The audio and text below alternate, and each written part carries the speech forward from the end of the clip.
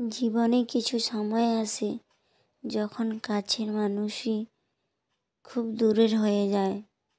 কাছের মানুষকেই আর চেনা যায় না।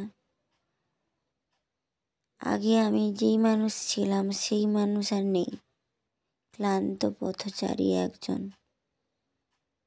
সবার ক্ষেত্রে হয়তো সেটা হয়, জানি না। কিছু কিছু ক্ষেত্র আমার সঙ্গে হয়েছে, তাই কিছু কিছু কথা যেগুলো না বললেই নয় সেগুলো আমার মুখ থেকে বেরিয়ে আসছে এখন, যেগুলো আমি ভিডিওই ছাড়ছি। আমি হয়তো সবার সঙ্গে শেয়ার করতে পারবো না, কিছুই হয়তো পারবো না শেয়ার করতে। তবু এই কথাগুলো অনেকটাই আমার জীবনের সঙ্গে জড়িয়ে গেছে। যত চাচ্ছি নিজেকে একটু ফ্রি রাখতে, ফ্রি মাইন্ড করতে, আর পারছি না। কোনো কিছুই আমি বলতে পারবো না। তোমরা হয়তো বলবে যে দিদিভাই কী হয়েছে, কেন বলছো এই কথাগুলো? সত্যি কথা বলতে আমি একটুও কিছু বলতে পারবো না। তবু এই যে লাইনগুলো আমি বললাম, এগুলো আমি আমার চলে এলো তাই বললাম। যাই হোক, নতুন একটা ভিডিওতে তোমাদের অনেক অনেক ওয়েলকাম। এটা কিন্তু পুরীর ব্লগ, ধবলগিরিতে। তো ধবলগিরির ওপরে উঠেছি, উঠে পুরো যেন শহরটাকেই দেখা যাচ্ছে। খুব সুন্দর লাগছে, সাদা সবুজ, ওপরে আকাশ দারুণ দুর্দান্ত লাগছে, তাই শেয়ার করলাম। তো এত সুন্দর জায়গা, মনে হচ্ছে যেন এখানেই থেকে যাই। কিন্তু জীবনের তো আর এক জায়গায় থেমে থাকলে হবে না, তো আমাদের সব ঘুরে ঘুরে দেখতে হবে। আর এই যে মেঝেটা দেখছো, ভীষণই গরম রোদের জন্য। তো দেখো, ধবলগিরি থেকে আমরা চলে এসেছি এখানে আরেকটা মন্দিরে। তো এই মন্দিরের ভেতরে কিন্তু ক্যামেরা কোনো অ্যালাউ নেই,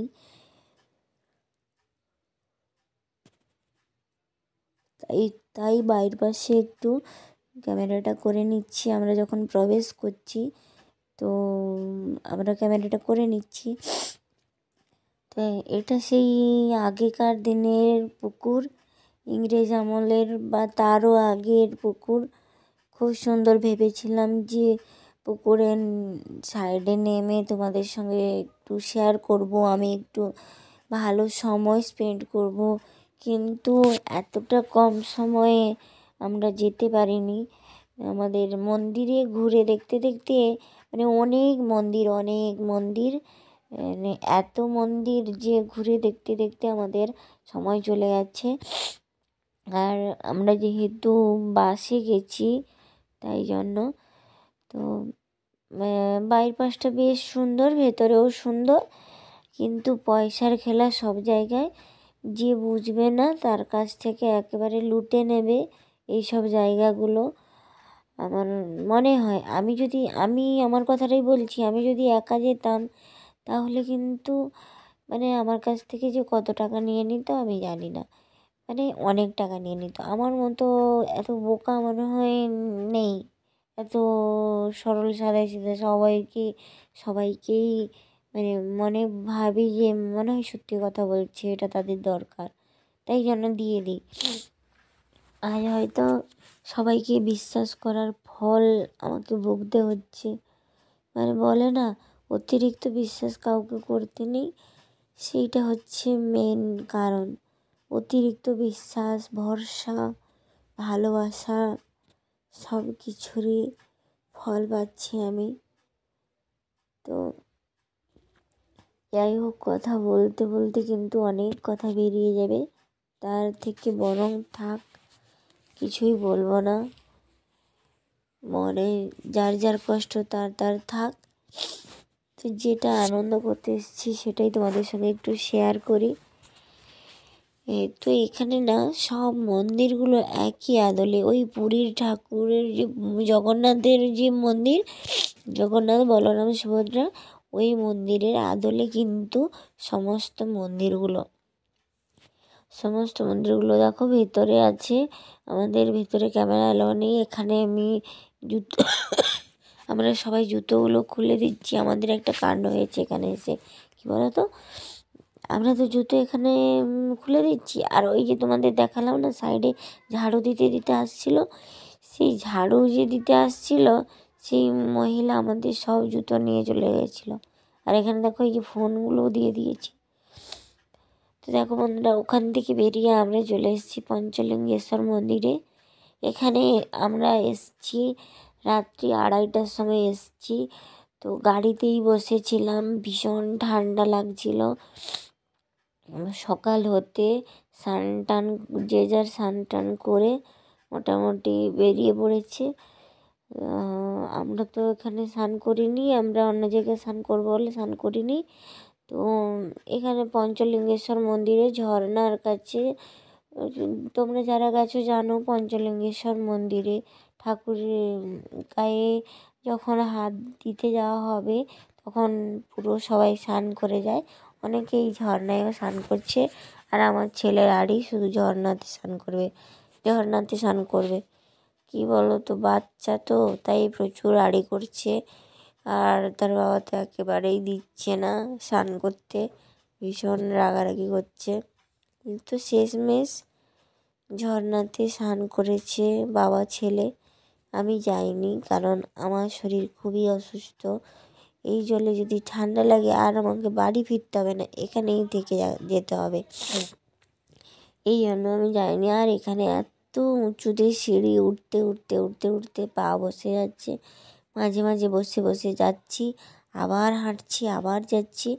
তো এই যাওয়ার যে রাস্তাটা দুর্দান্ত সুন্দর, মানে খুবই সুন্দর লাগছে, উঠতেও ভালো লাগছে। একটু কষ্ট হচ্ছে ঠিকই, তো আমরা তো হাঁটি না এত বেশি, তাই জন্য আমাদের এত প্রবলেমটা হচ্ছে। তো যারা হাঁটতে পারে তারা একবারে চলে যাচ্ছে। আমাদের অল্প বয়স, তবুও অনেকের বয়স হয়ে গেছে, তারাও উঁচু পাহাড়ে উঠতে পারছে।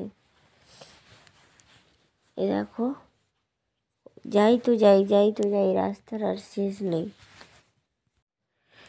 আর উঠতে আমার ছেলে আর দাদার ছেলে একেবারে উঁচুতে চলে গেছে, আবার নেমে আসছে, এই রকম করছে।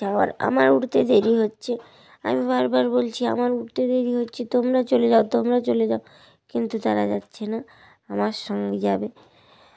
আমার ছেলেদেরও কোনো কথা শোনেনি, দাদার ছেলেও কোনো কথা শোনেনি, তারা আগে ভাগে চলে গেছে। তো এইভাবেই দেখো কত সুন্দর রাস্তাটা। পঞ্চলিঙ্গেশ্বর মন্দির মানে শিব ঠাকুরের মন্দির। ওখানে গিয়ে আবার অনেক দোকানপাতিও বসেছে, আমরা অনেক কেনাকাটিও করেছি।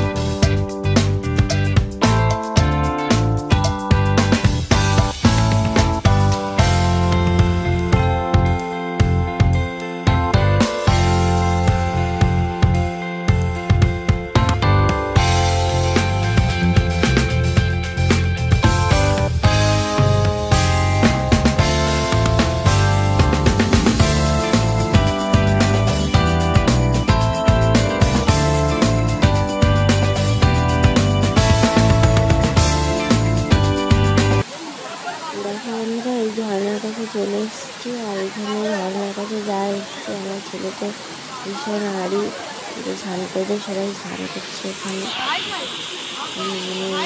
সবাই স্নান করছে, অনেকে প্রায় স্নান করছে। দেখি ছেলেকে স্নান করাই কিনা। চলো বন্ধুরা, টাটা।